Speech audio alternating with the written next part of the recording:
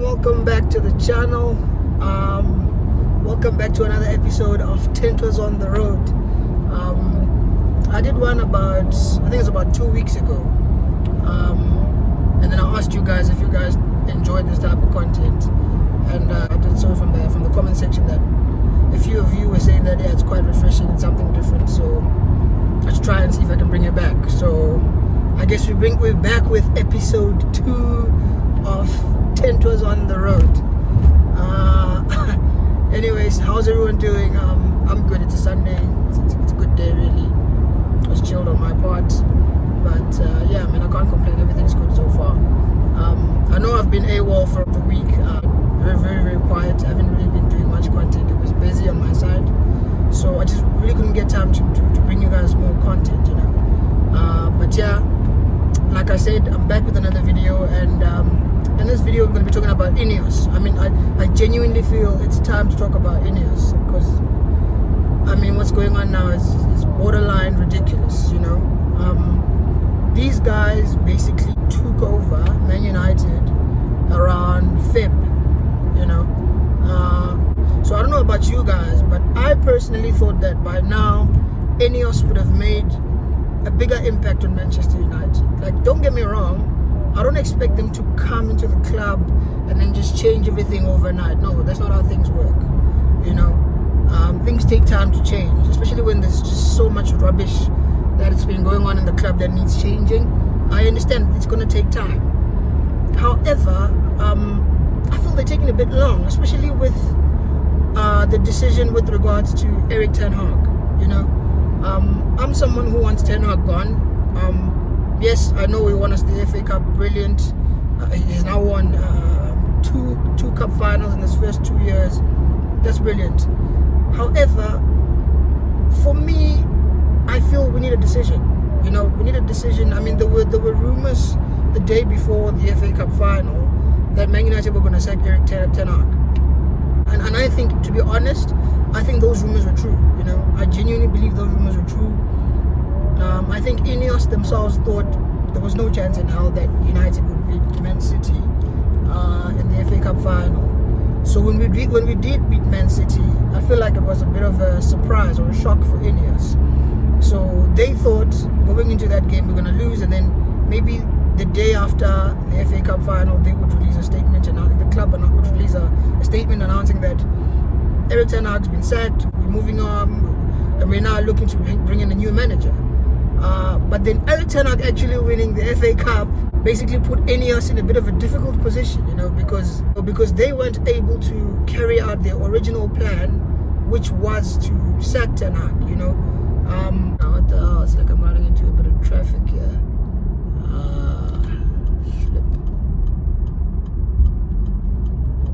So Ineos are in a very difficult position right now. But my thing is, in as much as they're in a difficult position, I want them to make a decision, you know.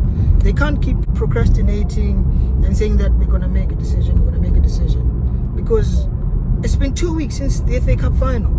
If they wanted the hype around the FA Cup to die down, trust me, it's died down now. This is the time to sack the guy, and no one's going to care, because we can't just keep on saying they're going to make a decision next week and next week and next week and next week. Because guess what? Next week the transfer window opens. I think it's Friday if I'm not mistaken. This coming Friday, the transfer window is opening. Now, you see teams like Chelsea.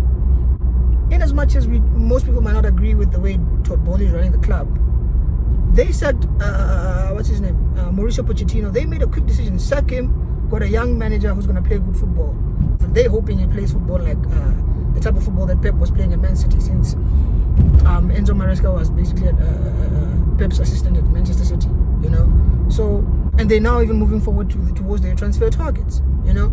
They're being linked. I mean, they've already beaten us to, what's his name, Tosin Adarabioyo.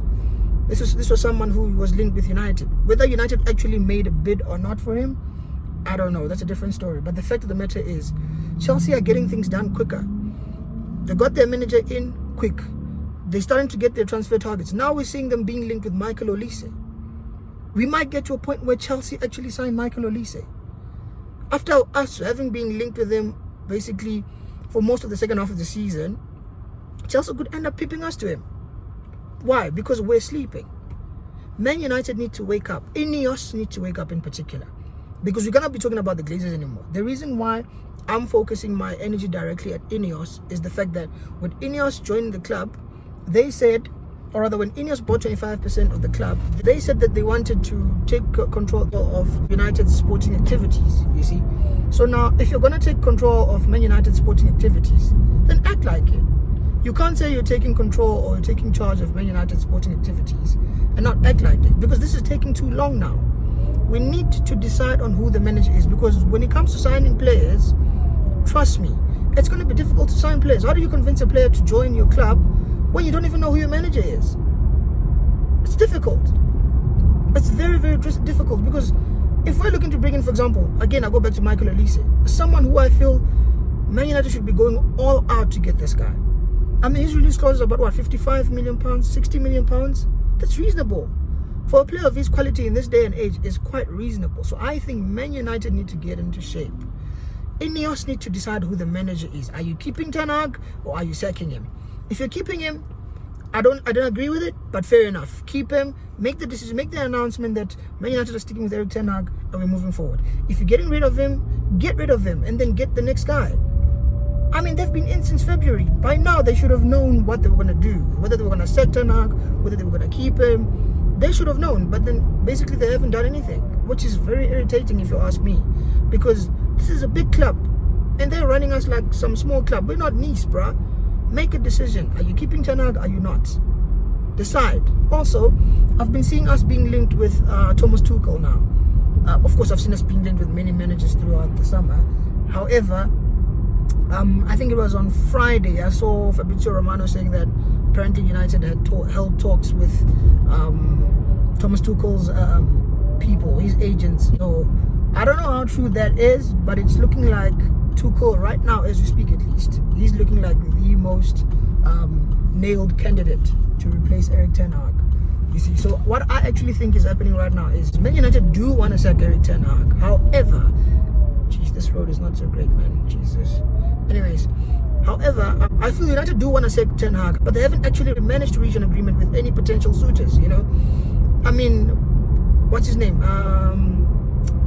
Roberto De Zerbi is there. He would be my choice if we were to sack Erik Ten Hag. Because Thomas Tuchel, in as much as he's won the Champions League with Chelsea and won the title in France and in Germany, I'll be honest, his style of play, I find it very boring. You see, I find Tuchel's style of play very, very boring, and he's honestly not someone I would want at the club, if I'm being honest. I think he's very negative in the way he plays football, and my main reason for wanting Erik Ten Hag gone is the negative style of play. We play very, very bad football, we play boring football, and that's mainly why I want him gone. So if I'm saying I want Ten Hag gone because he plays terrible football, but then I'm saying bring me Tuchel, then what's the point? I mean, they both play negative football, you know. So I'm not saying get Ten Hag or like keep Ten Hag. Don't get me wrong. No. Ten Hag should go, but I would personally prefer if we went and got a player, or rather a manager who plays attractive football, someone like a Roberto De Zerbi. I honestly believe that if you were to go and get someone like Roberto De Zerbi and actually give him the facilities, give him good players, he would play very beautiful football and he might even win us trophies. So there's no guarantee that any manager will win us the league title. Don't get me wrong.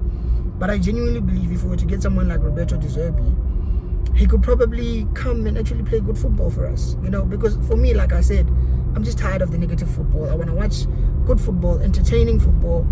You know, someone who's going to play on the front foot, you know, attractive style of football, man. Just possession-based, attacking football. But yeah, anyways, those are my thoughts. Like I said, De Zerbi would be my preference. I don't know about you guys. Maybe you guys can let me know in the comments, who would you like to see come in? Is it Tuchel? Is it De Zerbi? Is it someone like I don't know, Kieran McKenna? I don't know. What do you guys think? Who do you guys want to see in charge next season? You know, let me know. But yeah, like I said, those are my thoughts. Anyways, I'm out and I'll see you guys soon. Peace.